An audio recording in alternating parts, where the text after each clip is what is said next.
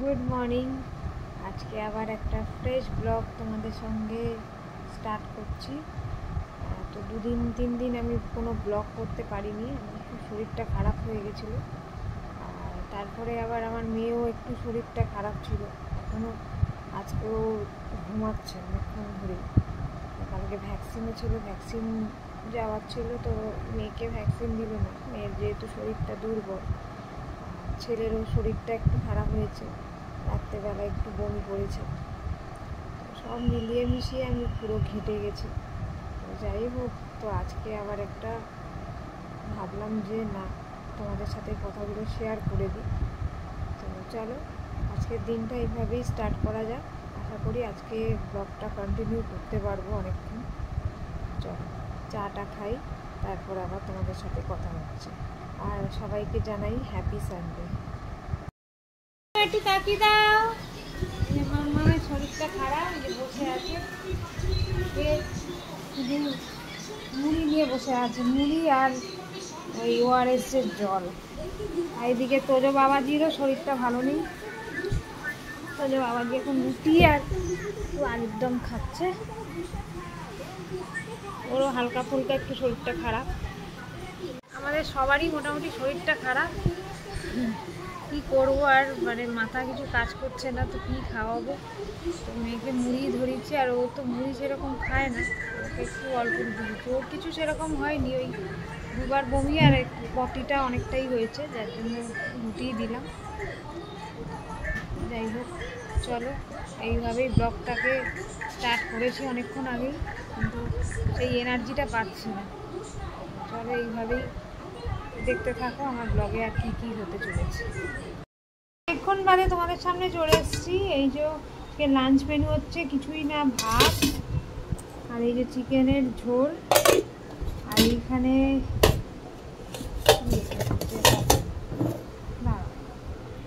Lunch menu simple চিকেনের ঝোল আর এই ভাত।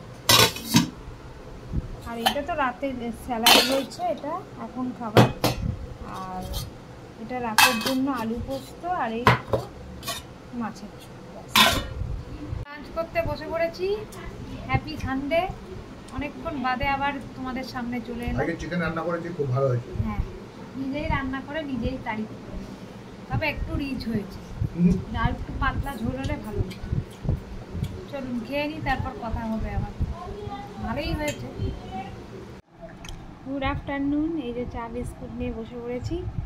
তো এখন এই একটু আগে উঠলাম, বেশ ভালো ঘুমটা দিলাম একটু।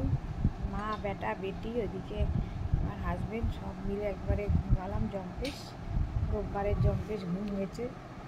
তো চলো চাটা খাই, তারপর আবার দেখি আগে আগে কি হয় আমার ব্লগে। চলো চাটা খেয়ে নিই। তো সন্ধেবেলা একটু রেডি হয়ে গেছি, একটু জাস্ট চক্কর দিয়ে আসবো বাইরেটা। শরীর একদম ভালো নেই, তো বাইরে গেলে যদি মনটা একটু ফ্রেশ হয়। মেয়ে বলে আমি একটু ঘুরতে যাব, 2 সপ্তাহ কোথাও ঘুরতে যাওয়া হয়নি। তো যাই হোক, ঘুরতে যাবে, দেখাচ্ছি রেডি হয়ে যাবে। রেডি হয়ে গেছে সব মিলে। ছেলেকে ফোকাস হচ্ছে না কেন। চলে এসছি মলে। চলো সবাই মিলে দেখতে থাকো কি কি করবে। এই দেখুন মেয়ে ছটপটানি, দেখুন যাবে কোথায়, যাবে কোথায়, যাবে কোথায়, যাবে। হ্যাঁ যাবো যাবো যাবো। বাচ্চাটা যাচ্ছে। মা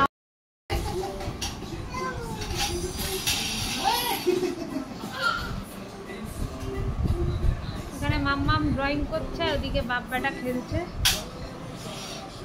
তখন কান্নাকাটি চলছিল।